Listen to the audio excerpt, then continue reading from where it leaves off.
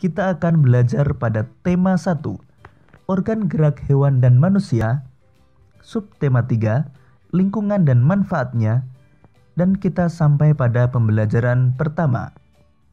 Sahabat cerdas, sebelum kita mulai pembelajaran kita, jangan lupa untuk berdoa terlebih dahulu. Sahabat cerdas, amatilah ilustrasi gambar berikut ini. Berdasarkan gambar-gambar tersebut, kita dapat membuat sebuah cerita. Untuk dapat membuat cerita berdasarkan gambar, kita dapat melakukan langkah-langkah sebagai berikut. 1. Amati dengan cermat gambar tersebut. 2. Buatlah ide pokok masing-masing gambar. Dan yang ketiga, kembangkan ide pokok tersebut menjadi sebuah paragraf.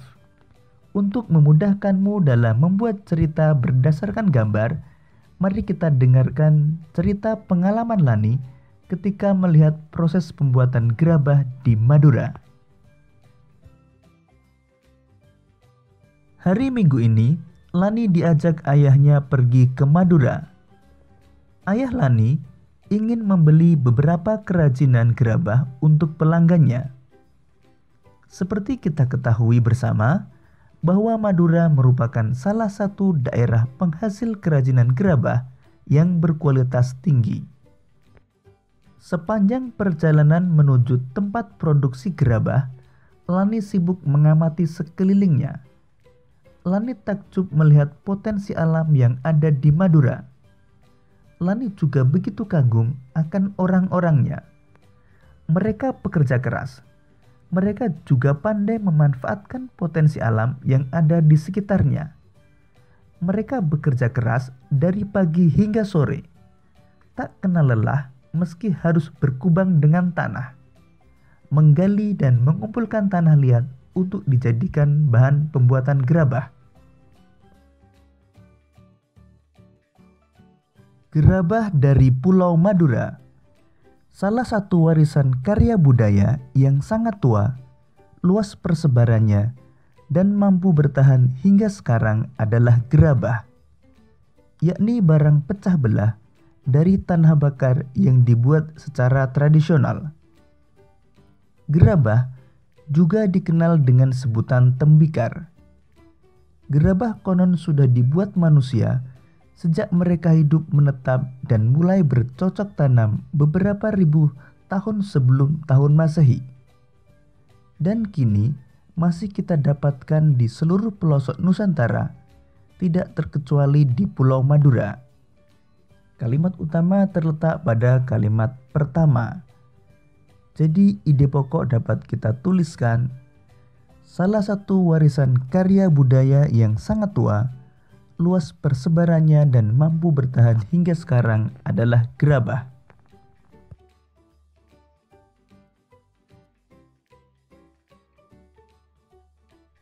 Pada situs-situs kebudayaan dan purbakala, banyak dijumpai gerabah atau tembikar yang difungsikan sebagai peralatan atau perkakas rumah tangga dan untuk keperluan peribadahan serta penguburan mayat. Gerabah yang paling sederhana dibuat dan dibentuk hanya menggunakan tangan dengan ciri adonan yang kasar, dan bagian-bagian gerabah tersebut masih dipenuhi oleh jejak-jejak kaki. Selain itu, bentuknya kadang tidak simetris. Kalimat utama pada paragraf kedua terletak pada kalimat pertama. Jadi ide pokok dapat kita tuliskan, pada situs-situs kebudayaan dan purbakala banyak dijumpai gerabah atau tembikar.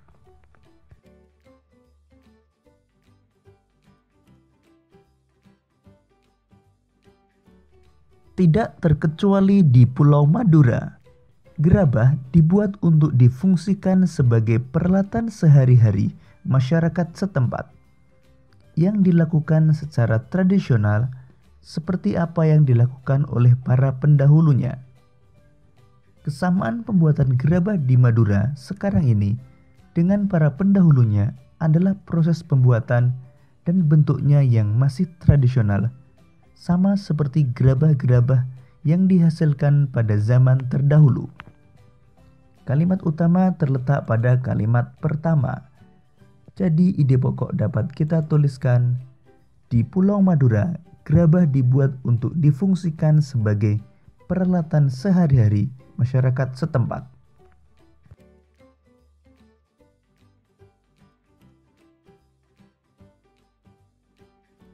Gerabah-gerabah yang dihasilkan oleh para pengrajin di Madura adalah gerabah yang dibuat dari tanah liat yang berwarna kuning dengan pasir halus. Tanah liat hitam dapat juga dipergunakan, tetapi kualitasnya kurang baik. Kalimat utama terletak pada kalimat pertama. Jadi ide pokok dapat kita tuliskan, gerabah-gerabah yang dihasilkan oleh pengrajin di Madura dibuat dari tanah liat yang berwarna kuning dengan pasir halus.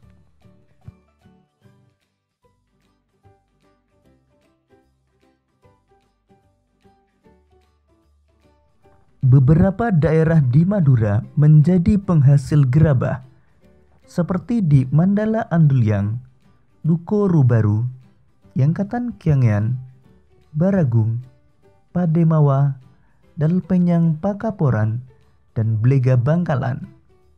Di antara daerah-daerah tersebut, yang sangat terkenal adalah Karangpenang Sampang dan Andulyang Sumeneb.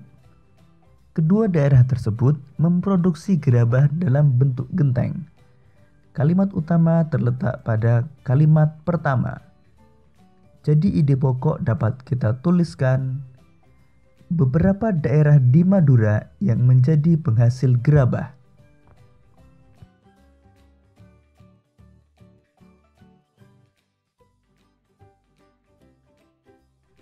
Memang tidak semua daerah di Madura menghasilkan gerabah. Hal ini disebabkan karena tidak semua wilayah di Madura memiliki struktur tanah liat yang dijadikan bahan dasar pembuatan gerabah. Secara umum, tanah-tanah di Madura mengandung pasir yang tinggi. Karena Pulau Madura dikelilingi oleh pantai, sehingga tidak bisa digunakan untuk membuat gerabah. Kalimat utama terletak pada kalimat pertama. Jadi, ide pokok dapat kita tuliskan, tidak semua daerah di Madura menghasilkan gerabah.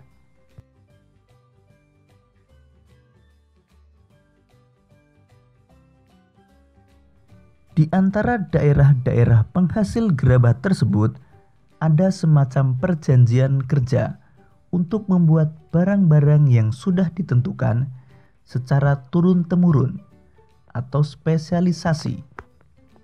Dengan spesialisasi ini, persaingan dapat dicegah.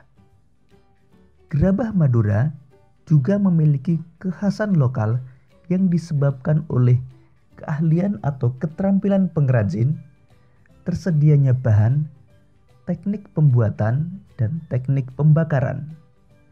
Dengan spesialisasi dan ciri khasnya itu, banyak kampung diberi nama sesuai dengan nama jenis tembikar tertentu. Kalimat utama terletak pada kalimat pertama. Jadi ide pokok dapat kita tuliskan, di daerah penghasil gerabah Madura ada semacam perjanjian kerja untuk membuat barang-barang yang sudah ditentukan secara turun-temurun atau spesialisasi.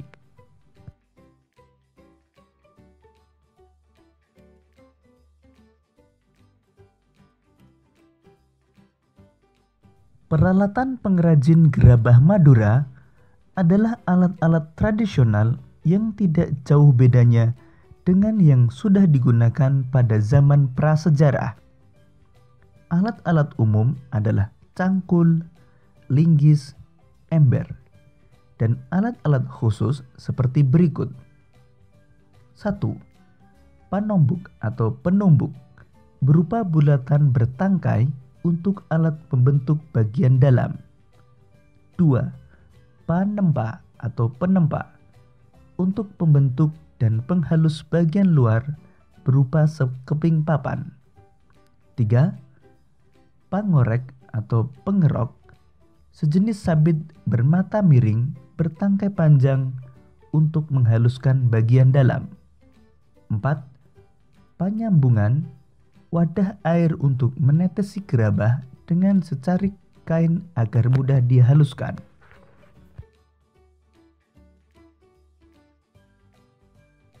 5. Pangelet, secarik kain untuk membentuk bibir gerabah.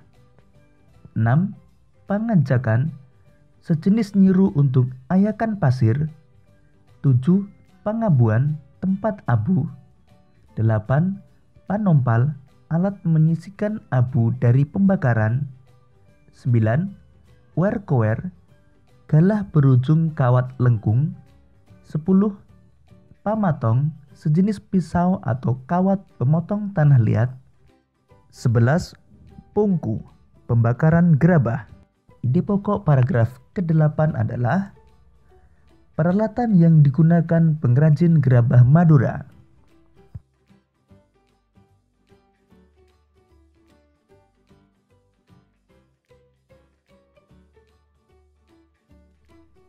Adapun proses pembuatan gerabah dilakukan dengan tahapan-tahapan yang harus dilakukan secara berurutan. Proses pembuatan gerabah tersebut sebagai berikut. 1. Menyiapkan bahan berupa tanah liat. 2. Mengaduk tanah liat dengan dicampur air. 3. Setelah jadi adonan, diambil perbongkahan untuk dibuat bentuk kasar. 4. Dengan menggunakan kain pangelet, bibir atau pinggiran bongkahan dibentuk sehingga bulat melingkar. 5. Bila yang dibuat sejenis periuk, maka ketika pinggiran atau bibir sudah jadi, lalu diangin-anginkan, baru kemudian membuat bagian perut yang terpisah dengan bibir. Kemudian setelah jadi perut dan bibir, disambung dan diperhalus.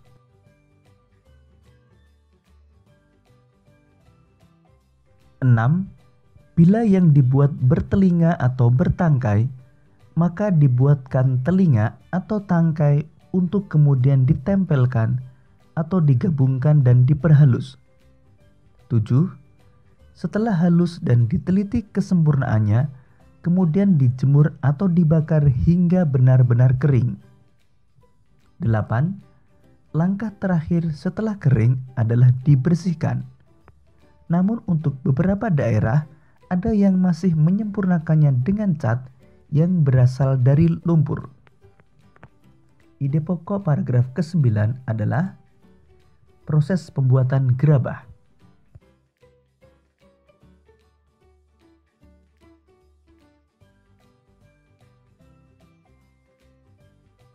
Keberadaan pengrajin gerabah di Madura ini telah banyak memberikan manfaat, baik untuk pengrajin, pemakai, maupun untuk masyarakat umum.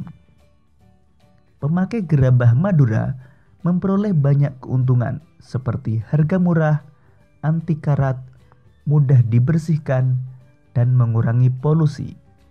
Di samping itu, juga dapat menyerap banyak tenaga kerja. Kerajinan gerabah ini juga merupakan salah satu cara melestarikan warisan budaya yang telah turun-menurun. Mengingat manfaat-manfaatnya tersebut, maka pelestariannya perlu mendapat perhatian kita semua. Salah satu caranya dengan menjaga kualitas. Kalimat utama pada paragraf ke-10 terletak pada kalimat pertama. Jadi ide pokok dapat kita tuliskan, keberadaan pengrajin gerabah di Madura ini telah banyak memberikan manfaat.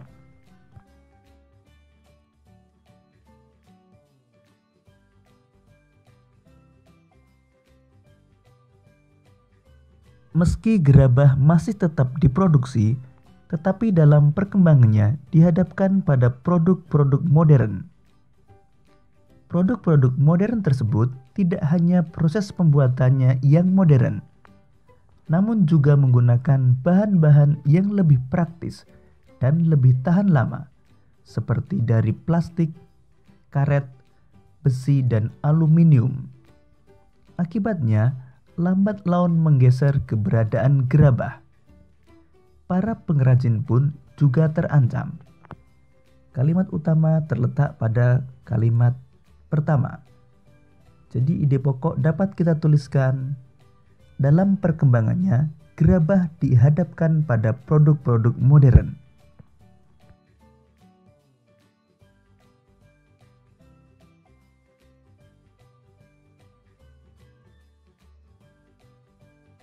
Sahabat cerdas, pengrajin gerabah tersebut menggunakan alat geraknya berupa tangan untuk menghasilkan gerabah.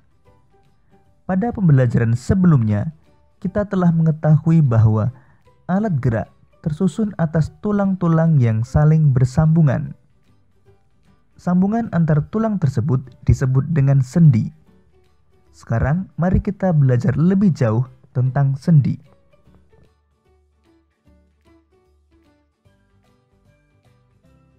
Sendi merupakan persambungan antara dua buah tulang atau lebih.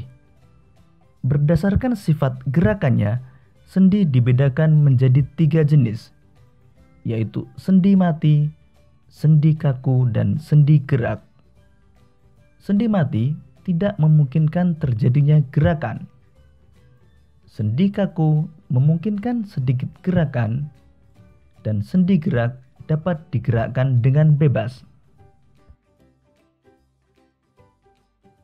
Sendi gerak terdiri dari sendi putar, dapat digerakkan memutar. Contohnya, pertemuan tulang leher dengan tulang tengkorak. Sendi engsel dapat digerakkan satu arah saja. Contohnya, pertemuan tulang lengan atas dan tulang hasta, atau sendi pada siku dan sendi pada lutut. Sendi pelana dapat digerakkan kedua arah. Contohnya, pertemuan tulang telapak tangan dan tulang ibu jari. Sendi peluru dapat digerakkan ke semua arah. Contohnya, pertemuan antara tulang panggul dan tulang paha. Sendi geser dapat digerakkan menggeser. Contohnya, pada tulang-tulang pergelangan kaki, pergelangan tangan, dan di antara tulang belakang. Demikian tadi sahabat cerdas pembelajaran kita pada tema 1, subtema 3, dan pembelajaran pertama. Untuk menguji pemahamanmu, kamu dapat mengerjakan latihan soal yang terdapat pada deskripsi video ini. Sampai jumpa pada pembelajaran berikutnya. Tetap semangat dan selamat belajar.